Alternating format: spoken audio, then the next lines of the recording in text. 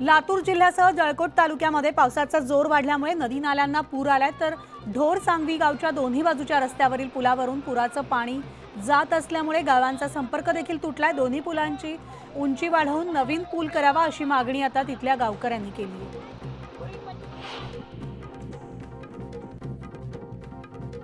दारणा आणि भावली धरण पाणलोट क्षेत्रामध्ये दमदार पावसामुळे नांदूर मधमेश्वर धरणातून गोदावरी नदीत विसर्ग सोडण्यात आलाय आणि त्यामुळे गोदाकाठ परिसरातील नागरिकांनी समाधान व्यक्त केले। कृष्णा नदीच्या पाणी पातळीमध्ये वाढ झाल्यामुळे महापुराचा धोका वाढलाय, त्यामुळे सांगलीमधील जिल्हा कारागृहातील कैद्यांचं स्थलांतर करण्यात येत आहे। 80 कैद्यांची कोल्हापूरच्या कळंबा कारागृहात रवानगी करण्यात आली आहे।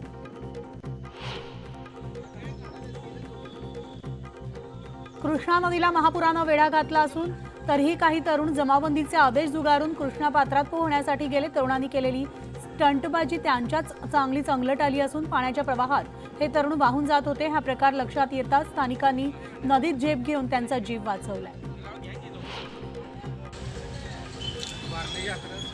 सांगलीच्या कृष्णा नदी पाणलोट क्षेत्रामध्ये पावसाची संततधार कायम आहे। कृष्णा नदीच्या पाणी पातळीमध्ये झपाट्याने वाढ होऊन कृष्णा नदीची वाटचाल आता इशारा पातळीकडे सुरू झाली आहे। कर्नाळा रोडवरील पूल आता पाण्याखाली गेलाय, त्यामुळे नांद्रे पलूसकडे जाणारी वाहतूक अन्य मार्गाने वळवण्यात आली आहे।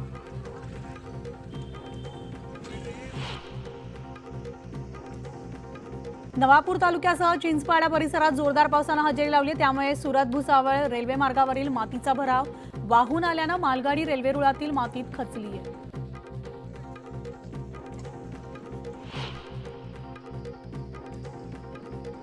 नंदुरबारच्या नवापूर तालुक्यामध्ये सुरू असलेल्या मुसळधार पावसामुळे रंगावली, नेसूर, सरपणी नद्यांना पूर आलाय। पुराचं पाणी थेट नागरिकांच्या घरात शिरल्यामुळे अतोनात नुकसान झालंय। महामार्गावर पुलाचं काम सुरू असल्यामुळे त्यांनी नाल्याजवळ भराव केल्यानं नाल्याची रुंदी सुद्धा कमी झाली आणि पाण्याचा निचरा न झाल्यानं थेट घरात पाणी शिरत असल्याचा आरोप संतप्त नागरिकांनी केलाय।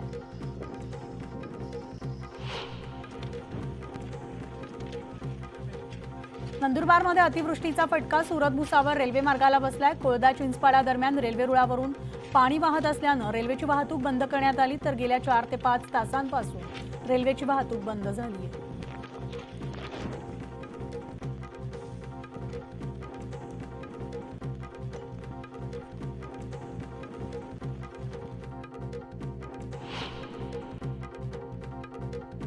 महाराष्ट्र तेलंगणा सीमेवर वाहणाऱ्या गोदावरी नदीच्या पाणी पातळीत वाढ झाली आहे आणि त्यामुळे मेडीगड्डा धरणातून 7 लाख क्युसेक्स वेगाने पाण्याचा विसर्ग सुरू आहे। नदीकाठच्या गावांना सतर्कतेचा इशारा देण्यात आलाय।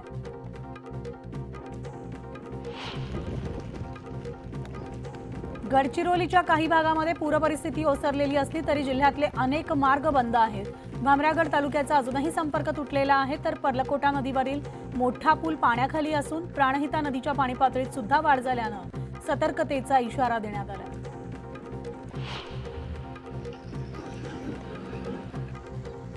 रायगडच्या रोहामध्ये कुंडलिका नदीचं पाणी कमी झाल्यानं तिथला वाहतूक सुरळीत झालेली आहे। सध्या रोह्यात पूरपरिस्थिती नाही, परंतु कुंडलिका नदी दुथडी भरून वाहते।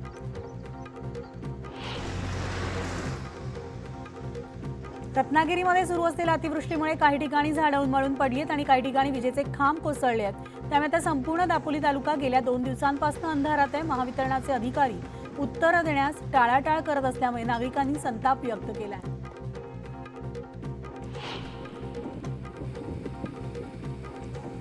बीड जिल्ह्यामध्ये गेल्या 3 दिवसांपासून पावसाची संततधार सुरूच आहे आणि त्यामुळे अंबेजोगाई शहराला पाणीपुरवठा करणारं काळवटी धरण ओव्हरफ्लो झालंय। मात्र जिल्ह्यातील धरणं अद्याप कोरडीच असल्यामुळे नागरिक मोठ्या पावसाच्या प्रतीक्षेत आहेत।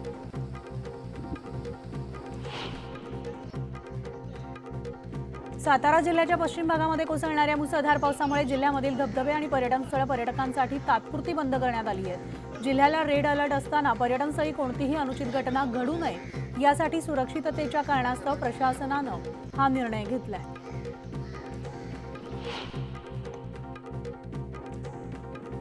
शहापूर तालुक्यामध्ये आठवड्याभरापासून सुरू असलेल्या पावसामुळे तानसा धरणापाठोपाठ आता मोडकसागर धरण सुद्धा ओव्हरफ्लो झालंय। मोडकसागर धरणाचे 2 दरवाजे उघडण्यात आले आहेत आणि 4978 क्युसेक्स वैतरणा नदीपात्रात पाण्याचा विसर्ग सुरू आहे।